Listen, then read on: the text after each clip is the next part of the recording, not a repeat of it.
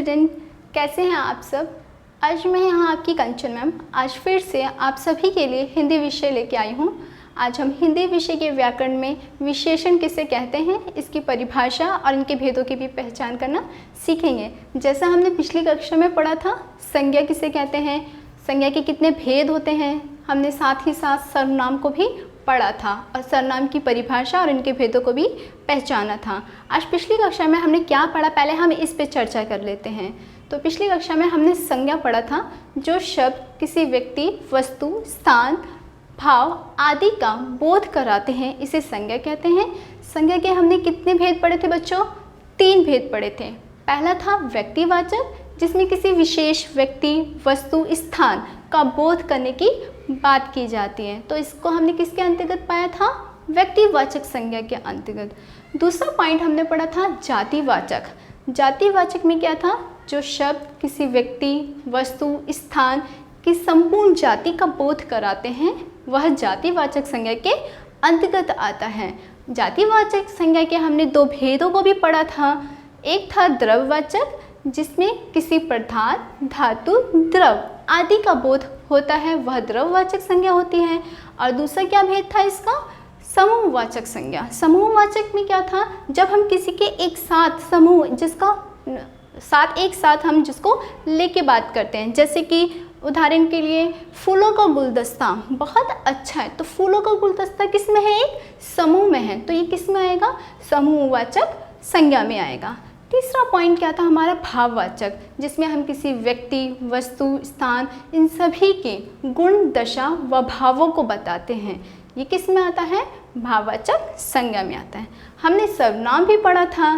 सर्वनाम जब हम संज्ञा के स्थान पर जो शब्द प्रयुक्त करते हैं उसे सर्वनाम कहते हैं। जैसे मैं, तो मैं यहाँ अपना नाम नहीं ले रही, मैं अपने आप को किससे संबोधित कर रही हूँ? मैं बताकर। तुम, मैं तुम्हारा नाम नहीं बता रही, तो तुम्हें मैं क्या बोल रही हूँ? तुम्हारे नाम की जगह तुम करके संबोधित कर रही हूँ। तो यही सब चीज़ें क्या है? सर्वनाम है। जैसे मैं, तुम, वह, जब हम तीसरे की बात कर रहे हैं। फिर किसी वस्तु और प्राणी के लिए हमने कुछ शब्दों को सीखा था, जैसे यह, वह, ये, वे, ये सारे शब्द क्या हैं? सर्वनाम हैं। सर्वनाम के हमने 6 भेद भी पढ़े थे, तो जल्दी से बताओ वो 6 भेद कौन थे? Very good. पहला क्या है? पुरुषवाचक। दूसरा निश्चयवाचक। तीसरा क्या था? अनिश्चयवाचक। फिर एक था प्रश्नवाचक, एक संबंधवाचक और एक आखिरी का था निजवाचक सर्वनाम। ये सारे क्या हैं? सर्वनाम। Very good. आज हम पढ़ेंगे विशेषण किसे कहते हैं, विशेषण की परिभाषा और इसके भेदों को भी जानेंगे। पर विशेषण पढ़ने से पहले आज आप सभी से मिलने आप सभी की एक दोस्त आई है, इसका नाम मीरा है और ये भी आपसे दोस्ती करना चाहती है। तो चलो, जब हम किसी को अपना दोस्त बनाते हैं तो सबसे पहले हमें क्या उसके बारे में पता होना चाहिए। तो हम आज किसके बारे में जानेंगे? मीरा के बारे में। कौन है यहाँ पे मीरा? ये देखो पिक्चर में, यहाँ पे सबसे बड़ी, जिसका कद सबसे ऊंचा है, वह लड़की कौन है? मीरा है। तो मीरा के बारे में जानेंगे। मीरा एक लड़की है, वह 7 साल की है। उसने गुलाबी रंग के कपड़े पहने हैं, उसके बालों का रंग भूरा है, उसने काले जूते पहने हैं, उसके पास एक पर्स भी है, वह अपनी 5 सहेलियों के साथ खड़ी भी है। तो ये सारे शब्द क्या हैं? ये सारे शब्द मीरा की विशेषता बता रहे हैं कि मीरा एक लड़की है, वह 7 साल की है, उसका कद ऊंचा है, उसने काले रंग के जूते पहने हैं, उसने गुलाबी कलर की फ्रॉक पहनी है। तो जो शब्द संज्ञा व सर्वनाम की विशेषता बताते हैं उसे क्या कहते हैं? विशेषण कहते हैं। Very good. तो विशेषण की क्या परिभाषा है बच्चों? जो शब्द संज्ञा व सर्वनाम की विशेषता बताते हैं उसे विशेषण कहते हैं। तो हम थोड़ा सा बोर्ड के माध्यम से भी पढ़ेंगे। तो अभी हमने मीरा के बारे में जाना, तो मीरा के कपड़ों के बारे में जाना। पहले कपड़े, कपड़े किस रंग के हैं उसके? गुलाबी। जूते, जूते भी पहने उसने, किससे हैं? काले। उसके पास एक पर्स भी है, तो पर्स किस रंग का है? लाल। उसके बाल किस रंग के हैं? भूरे। तो बाल क्या हैं? भूरे। कद, उसका कद क्या है? ऊंचा है। तो कद क्या है उसका? ऊंचा है।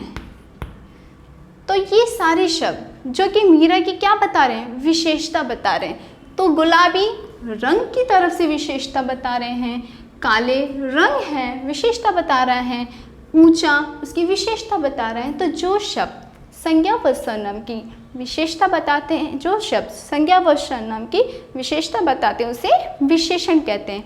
और जिसके बारे में बात हो रही है, जिसके बारे में बता रहे हैं उसे क्या कहते हैं? विशेष्य कहते हैं। उदाहरण के लिए गुलाबी किसके लिए बोला गया है? कपड़े के लिए। तो किसकी बात हो रही है? कपड़े की बात हो रही है। तो कपड़े को क्या बोला गया है? विशेष। क्या बोला गया है? विशेष। इसे विशेष कहते हैं। कभी कभी आपसे प्रश्न में पूछ लिया जाता है कि विशेष क्या है। तो विशेष जिसके बारे में बता रहे हैं वह क्या होता है? विशेष होता है। जैसे गुलाबी किसका है? किसका रंग गुलाबी है? तो किसका है? कपड़े का। तो कपड़े क्या है? वह विशेष है। इसी तरीके से यहाँ पे काला रंग किसका बता रहे हैं? काले किसका बता रहा है? जूते का। तो जूते क्या है? विशेष हैं। तो जिसके बारे में बात हो रही है वह विशेष होता है, और जिसकी विशेषता बताई जाती है संज्ञा व सर्वनाम की उसे विशेषण कहते हैं। ठीक है बेटा, इसको अब हम दूसरे तरीके से भी पढ़ेंगे।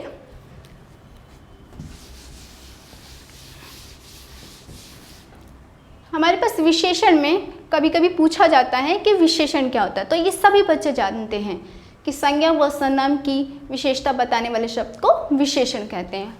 और एक होता है विशेष, जैसे अभी मैंने बताया आपको विशेष। विशेष क्या होता है? जिसके बारे में बताया जा रहा है। कुछ उदाहरण भी यहाँ पे मैं लेना चाहूँगी, जैसे कि आम मीठा है। क्या है यहाँ पे? उदाहरण है यहाँ पे, आम मीठा है। तो यहाँ पे मीठा क्या हो गया? ये तो इसका क्या हो गया? विशेषता हो गई। तो विशेषता को क्या कहा गया है? विशेषण। क्या कहा गया है? विशेषण। जो इसकी विशेषता होती है उसे विशेषण कहा जाता है। और जिसके बारे में बताया जाता है, तो किसके बारे में बात हो रही है बच्चों? आम के बारे में बात हो रही है। तो आम क्या है यहाँ पे? विशेष्य है। क्या है बच्चों? विशेष्य है। Very good. जिसके बारे में हम बताते हैं वह विशेष्य होता है, और जो उसके गुण और जो उसका दोष वो सब बताते हैं वह किस में पाया जाता है? विशेषण में। तो ये दोनों शब्द अलग अलग हैं, इन दोनों का अर्थ भी अलग अलग होता है। एक दूसरा उदाहरण भी देखिए, चाय गर्म है। तो गर्म क्या हो गया? इसकी विशेषता बता रहा है। तो जो शब्द संज्ञा व सर्वनाम की विशेषता बताते हैं उसे विशेषण कहते हैं। तो ये क्या हो गया हमारा? विशेषण। और किसके बारे में बात हो रही है बच्चों? चाय के बारे में बात हो रही है। तो चाय क्या हमारा? विशेष्य है। Very good. चाय क्या है हमारा? विशेष है। Very good.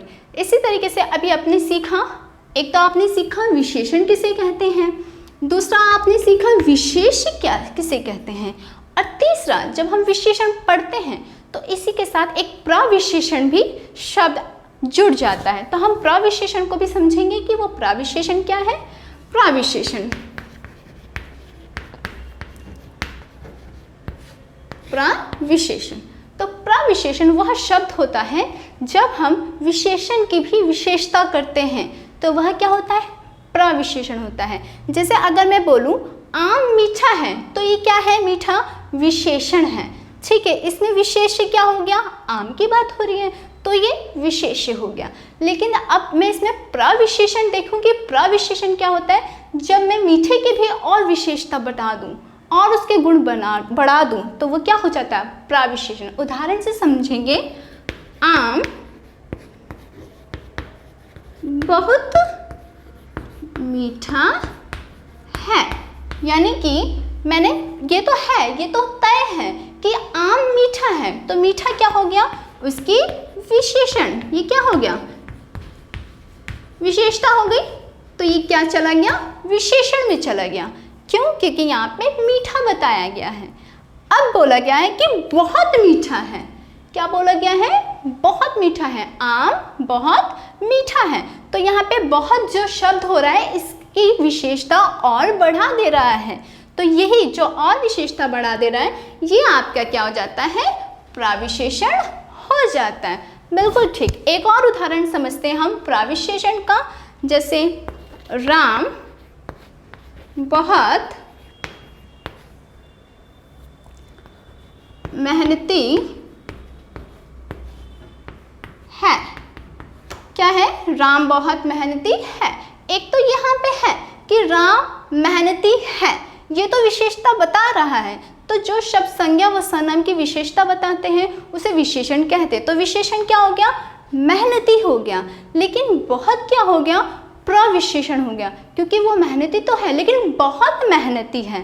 तो जो बहुत शब्द है वह किसका संकेत दे रहा है, प्रविशेषण की बात कर रहा है।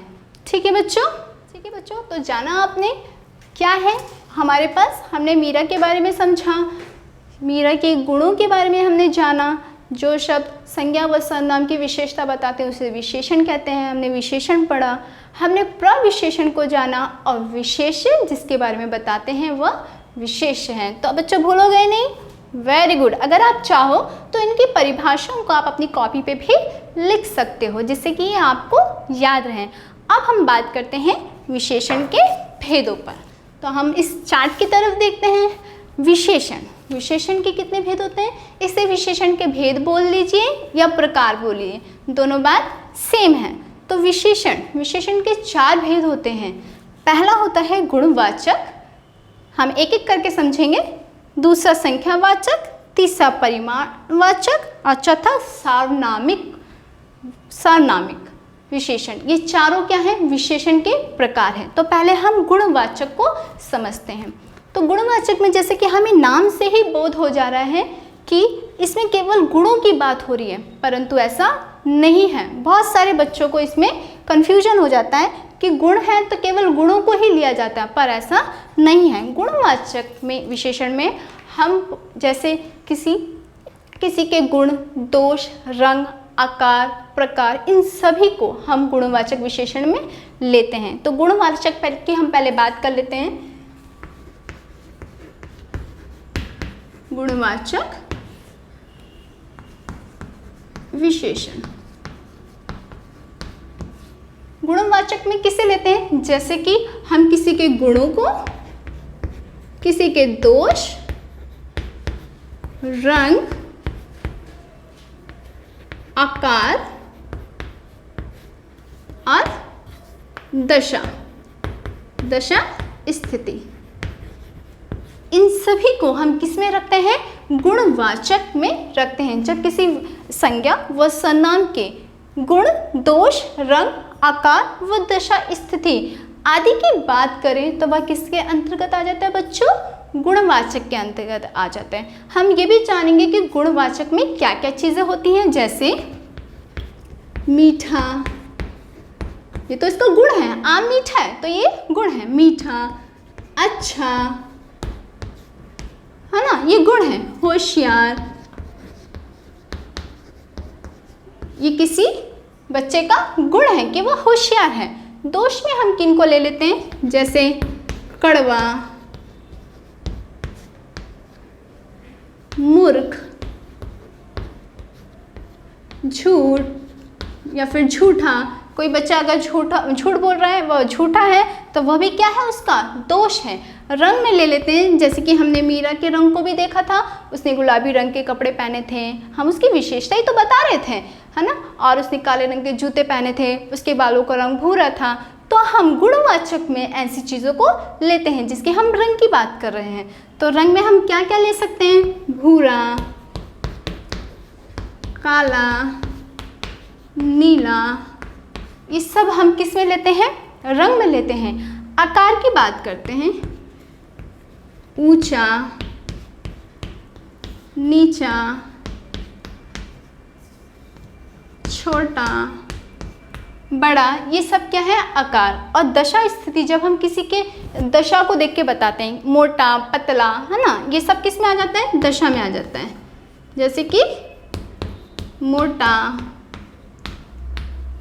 पतला, ये सब किस में आता है, दशा स्थिति में आ जाता है। तो गुणवाचक विशेषण में हम किन चीज़ों को लेते हैं? जब किसी के गुण बता रहे होते हैं हम, जब किसी के दोष बताते हैं, जब रंग आकार बताते हैं, और जब उसकी दशा उसकी स्थिति बताते हैं। जैसे कि पहला पॉइंट में हम देखते हैं, मैंने आपके लिए पिक्चर भी यहाँ पे ऐड किए हैं। जैसे कि गुणवाचक में मैं यहाँ पे क्या बता रही हूँ? अंगूर क्या है? खट्टे हैं। तो अंगूर का यहाँ पे क्या मैं बता रही हूँ? दोष बता रही हूँ। तो ये किस में आ गया? गुणवाचक में आ गया। Very good. आइसक्रीम ठंडी है, तो मैं ठंडी क्या बता रही हूँ? उसकी विशेषता बता रही हूँ, उसका गुण बता रही हूँ। तो ये किस में?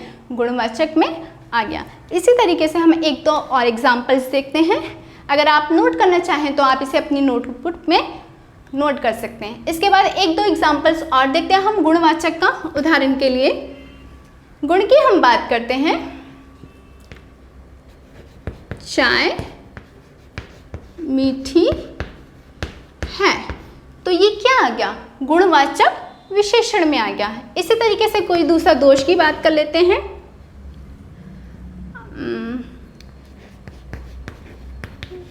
नींबू कड़वा है, ये क्या हो गया? नींबू का दोष हो गया। अगर पूछा जाए कि विशेष क्या है इसमें, तो बच्चों जल्दी बताओ इसमें विशेष क्या है? जिसके बारे में हम बात कर रहे हैं वो विशेष है। तो यहाँ किसके बारे में बात कर रहे हैं? चाय के बारे में बात कर रहे हैं। तो चाय क्या है हमारा? विशेष है, यहाँ पे विशेष। और जब उसकी विशेषता बता रहे तो वह क्या हो गया? विशेषण हो गया। क्या हो गया? मीठी। मीठी क्या होगी? विशेषण हो गया। तो जब हम इसका गुण हमने बताया, इसका दोष हमने बताया, इसी तरीके से जब हम किसी का रंग बताएंगे, आकार बताएंगे, उसकी स्थिति बताएंगे कि वह कैसा है, मोटा है या पतला है, तो ये सब किस में आ जाता है? गुणवाचक विशेषण में आ जाता है। तो अभी आपको समझ में आया बच्चों? चलो अब हम बात करते हैं दूसरे पॉइंट्स की। संख्यावाचक। संख्यावाचक क्या होता है? वे विशेषण शब्द जिनसे कि संख्याओं का बोध होता है, जिसको हम गिन सकते हैं, वह किसके अंतर्गत आता है? संख्यावाचक विशेषण के अंतर्गत आता है। उदाहरण के लिए मैंने आप सभी के लिए एक पिक्चर भी पेस्ट किया है यहाँ पे। जैसे कि 3 बच्चे खड़े हैं, तो यहाँ पे क्या हम गिन सकते हैं? कितने बच्चे खड़े हैं? 3 बच्चे खड़े हैं। एक तोता पिंजरे में है, तो यहाँ पे क्या है? हम तोता किसमें? पिंजरे में। तो यहाँ पे गिन सकते हैं कि एक तोता जो है वह पिंजरे में है। इससे क्या है? इसकी विशेषता बता रहे हैं संख्याओं की। इसको भी हम बोर्ड की तरफ ध्यान देके समझेंगे।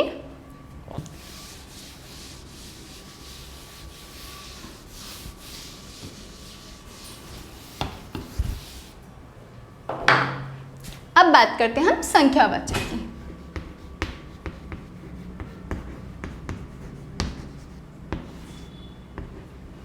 संख्यावाचक विशेषण वे विशेषण शब्द जिनसे किसी संख्याओं का बोध होता है, उसे संख्यावाचक विशेषण कहते हैं। इसमें हम 2 तरीके से संख्याओं को गिनते व बताते हैं। जिस तरीके से जब हम किसी की संख्या को निश्चित रूप से बता सकते हैं कि वह सही में उतनी ही है, तो उसे हम निश्चित संख्यावाचक करते हैं। अब और दूसरी जगह जब हम किसी की संख्या का सही मात्रा में, कितनी मात्रा में है या कितनी संख्या में, जिनको हम गिन कर नहीं बता सकते, उन्हें हम अनिश्चित संख्यावाचक में करते हैं। इसको भी हम उदाहरण से समझेंगे।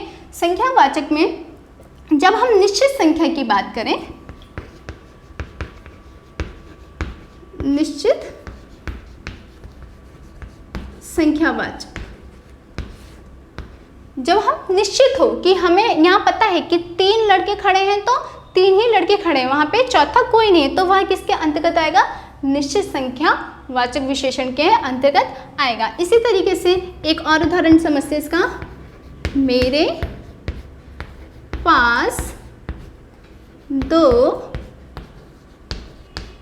कलमे हैं, तो यहाँ पे क्या है? 2 क्या बता रहा है? इसकी संख्या बता रहा है, और ये निश्चित है कि मेरे पास कितनी कलमे? केवल 2 ही कलमे हैं। तो यहाँ पे संख्याओं का निश्चित है कि यहाँ पे 2 कलमे, तो वह किसके अंतर्गत आता है? निश्चित संख्यावाचक के अंतर्गत आता है। एक और उदाहरण देखिए इसकी। राम के पास 10 रुपए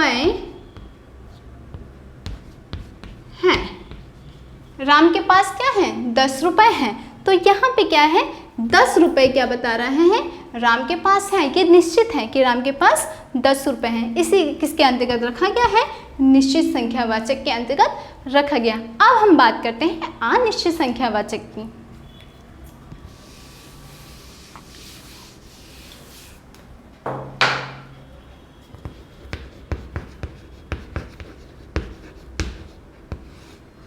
अनिश्चित संख्यावाचक में जब हमें संख्याओं का सही बोध नहीं होता तो उसको हम किसके अंतर्गत रखते हैं, अनिश्चित संख्यावाचक के अंदर। Very good. अब देखते हैं इसका उदाहरण। पहला उदाहरण, मेरे पास कुछ कलमें हैं। तो क्या है यहाँ पे, कुछ, मेरे पास क्या है, कुछ कलमें हैं। यहाँ पे सही संख्याओं का बोध नहीं हो रहा, तो इसको हमने किसके अंतर्गत रखा है, अनिश्चित संख्यावाचक के अंतर्गत रखा है। दूसरा उदाहरण देखिए, आज कुछ लोग आएंगे। तो यहाँ पे भी क्या है, हमें संख्याओं का सही बोध नहीं है, तो यहाँ पे भी हमने किसका इस्तेमाल किया है, कुछ का। तो जब हम संख्याओं को सही बोध नहीं हो रहा, कुछ जैसे शब्दों का इस्तेमाल कर रहे हैं, तो वह अनिश्चित संख्यावाचक के अंतर्गत आएगा। तो जाना आपने, संख्यावाचक विशेषण में हमें संख्याओं का 2 तरीके से बोध होता है, पहला निश्चित रूप में और दूसरा अनिश्चित रूप में। अब हम तीसरे पॉइंट पे आते हैं। तीसरा पॉइंट क्या है हमारा, परिमाणवाचक। परिमाणवाचक वो शब्द होते हैं जिनसे विशेषण के नाप तोल की बात की जा सके, यानी कि वे वस्तुएं जिसे कि हम नाप तोल जा सके, नापा तोला जा सके। जैसे कि यहाँ पे दर्जनों की बात हो रही है, ठीक है, कि 2 दर्जन केले दे दीजिए, तो ये किस में आ रहा है, परिमाणवाचक विशेषण में आ रहा है।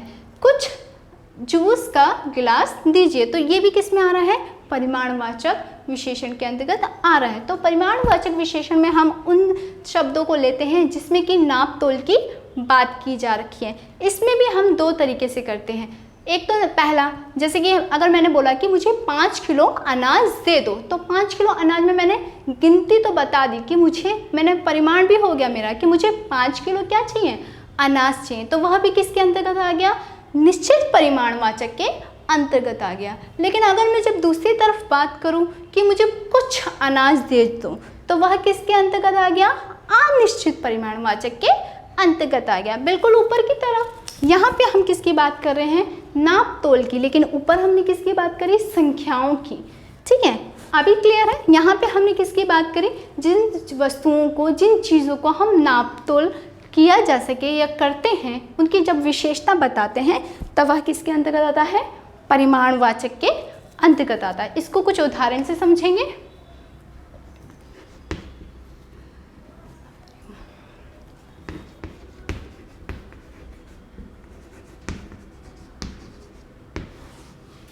परिमाणवाचक, इसमें जब मैं बात करूं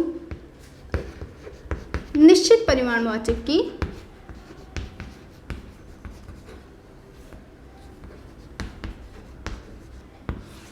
जब हमें नाप तोल का सही ज्ञान हो कि हमें 5 मीटर कपड़ा चाहिए, तो हमने गिनती वहाँ पे बताई है कि हमें 5 मीटर कपड़ा चाहिए। लेकिन अगर मैं बोलूँ कि मुझे कुछ कपड़ा चाहिए, तो वह किसके अंतर्गत आ जाता है, अनिश्चित परिमाणवाचक के अंतर्गत आ जाता है। उदाहरण के तौर पर हम देखेंगे 2 मीटर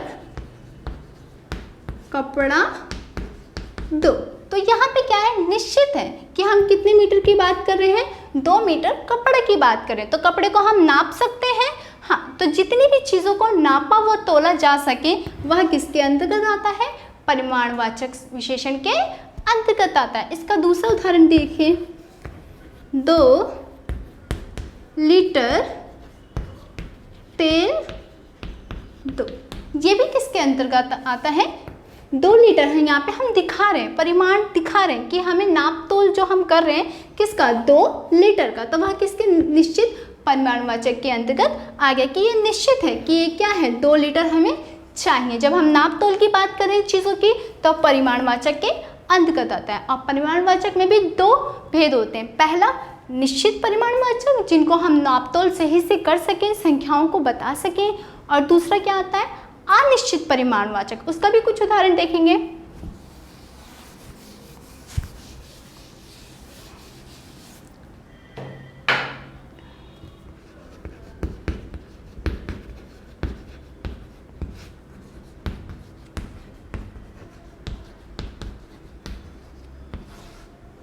उदाहरण के लिए अगर मैं बात करूं,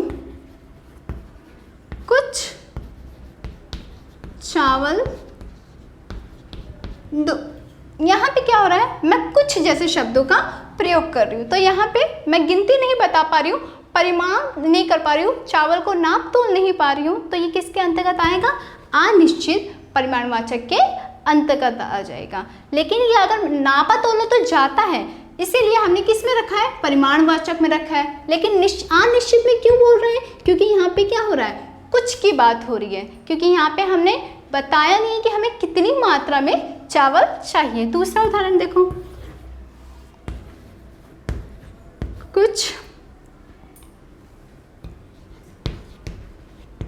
तेल दो। यहाँ पे भी हमने तेल की मात्रा नहीं बताई कि हमें 1 लीटर तेल चाहिए या 2 लीटर तेल चाहिए, तो ये किसके अंतर्गत आता है, अनिश्चित परिमाणवाचक के अंतर्गत आता है। चौथा पॉइंट है हमारा सार्वनामिक विशेषण। सार्वनामिक विशेषण नाम से ही हमें समझ जाना चाहिए, जो शब्द, पहले तो अच्छा ये बताओ हमने सर्वनाम में क्या क्या पढ़ा था, सर्वनाम में हमने किन शब्दों का इस्तेमाल किया था, जैसे यह, वह, ये, वे, ये सारी चीज़ें क्या थी, सर्वनाम। जो शब्द यह, वह, ये, वे उसकी तरफ संकेत करें वह सार्वनामिक विशेषण होता है। यानी कि जो विशेषण सर्वनाम की तरफ संकेत करके बताएं वह क्या होता है, सार्वनामिक विशेषण कहलाते हैं। इसको भी उदाहरण से हम समझेंगे।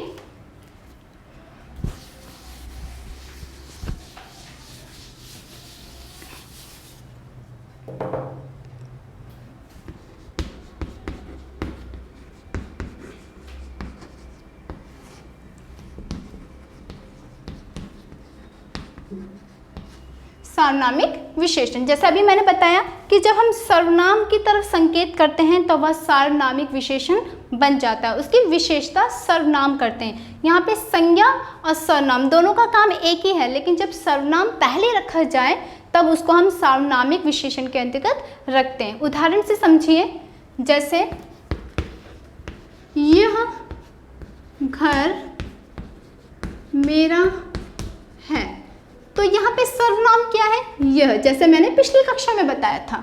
तो यहाँ पे सर्वनाम क्या है, यह, तो यह क्या है, इसकी विशेषता बता रहा है कि यह घर मेरा है। तो यह घर किसके, यहाँ पे विशेष्य क्या है, विशेष्य है क्या, घर। किसके बारे में बात हो रही है, घर के बारे में बात हो रही है। विशेष्य क्या है, घर, और विशेषण क्या है कि यही घर मेरा है और कोई घर मेरा नहीं है।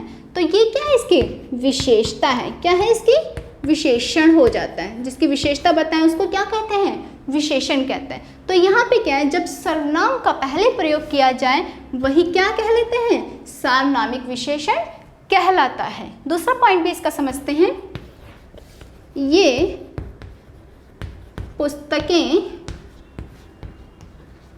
मेरी हैं। यहाँ पे सर्वनाम क्या है, ये क्या हुआ, सर्वनाम। तो ये सर्वनाम किसका रूप ले रहे हैं, विशेषण का, क्योंकि ये क्या कर रहे हैं, पुस्तकों की विशेषता बता रहे कि यही पुस्तक, ये वाली पुस्तक किसकी है, मेरी है। तो किसके बारे में बात हो रही है, पुस्तक के बारे में। तो विशेष्य क्या हो गया, यहाँ पे विशेष्य पुस्तक हो गया।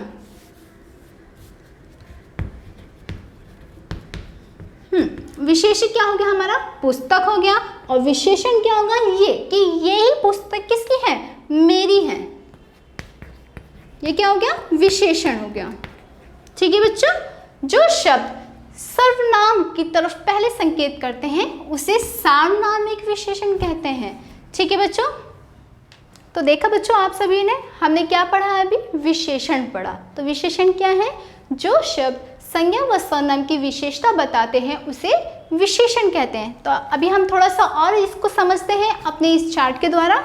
विशेषण हमारे 4 प्रकार के होते हैं, जैसे कि पहला गुणवाचक में, गुणवाचक विशेषण में हम किन चीज़ों को रखते हैं, जब किसी व्यक्ति, वस्तु इत्यादि की गुण, दशा, दोष आकार, प्रकार, इन सभी के बारे में जब बात हो तो उसे गुणवाचक विशेषण कहते हैं। संख्यावाचक विशेषण में जब हम संख्याओं की बात करें, जब हम किसी संख्या की तरफ संकेत करके बताएं कि ये चीज़ इतनी है, उसकी विशेषता बताएं, तो यह क्या किसके अंतर्गत आता है? संख्यावाचक के अंतर्गत आता है। इसमें भी दो भेद होते हैं, एक तो निश्चित संख्यावाचक जिसकी गिनती हम पूरी बताएं, सही बताएं, जिसकी गिनती के सही होने का हमें बोध होता है, वह निश्चित संख्यावाचक के अंतर्गत आता है। और दूसरा अनिश्चित संख्यावाचक जिसकी गिनती का हमें सही पता नहीं चलता, तो वह किसके अंतर्गत आता है? अनिश्चित संख्यावाचक के अंतर्गत आता है। तीसरा पॉइंट हमने क्या पढ़ा था? परिमाणवाचक। परिमाणवाचक वे शब्द होते हैं, वे चीज़ें होती हैं जिनका हम नाप तोल सही से कर सके, उनकी जो विशेषता बताता है वह क्या है? परिमाणवाचक विशेषण होते हैं। जिस तरीके से ये 2 किलो 2 दर्जन केले दे दो, तो यहाँ पे 2 दर्जन क्या बता रहा है? परिमाण कर रहा है, उसका नाप तोल कर रहा है कि 2 दर्जन केले चाहिए, तो ये किसके अंतर्गत आता है? परिमाणवाचक संख्या के परिमाणवाचक विशेषण के अंतर्गत आता है। इसमें भी दो भेद पाए जाते हैं, एक तो निश्चित परिमाणवाचक और दूसरा अनिश्चित। निश्चित परिमाणवाचक में हमने क्या सीखा था बच्चों? कि जब हमें संख्याओं का और उसकी मात्राओं का सही ज्ञान हो तब वह निश्चित परिमाणवाचक के अंतर्गत आता है। उदाहरण के लिए 5 किलो अनाज, तो ये निश्चित है कि 5 किलो अनाज ही चाहिए, हमें मापतोल का सही ज्ञान है, तो वह क्या है? निश्चित है। जब हमें मापतोल का सही ज्ञान नहीं होता तो हम क्या उसको किस श्रेणी में रखते हैं? अनिश्चित परिमाणवाचक के श्रेणी में रखते हैं। उदाहरण के लिए कुछ अनाज दो, तो यहाँ पे क्या है? नापतोल का सही से ज्ञान नहीं मिल रहा। चौथा पॉइंट क्या है? सार्वनामिक। सार्वनामिक विशेषण वे होते हैं जो सर्वनाम के स्थान पे प्रयुक्त किया जाता है, या फिर कहें हम जो सर्वनाम की तरफ संकेत करके बताते हैं। यहाँ संज्ञा और सर्वनाम दोनों का कार्य एक ही होता है, लेकिन सिर्फ जहाँ सर्वनाम की तरफ संकेत करके बताया जाता है वह सार्वनामिक। तो आपको आगे इसके सर्व से ही ध्यान में रख लेना चाहिए कि ये सार्वनामिक विशेषण है, तो भूलोगे तो नहीं। हाँ, अगर आपको इसकी कोई भी परिभाषा या कुछ भी आपको समझ में नहीं आता बच्चों, तो आप प्लीज़ हमें कमेंट करके बताइए, और इसके साथ ही साथ अगर आपको और भी कोई प्रश्न पूछना है तो वो भी आप कमेंट में लिखिए। आज की क्लास को आज हम यहीं ख़त्म करते हैं। आप सभी को थैंक यू।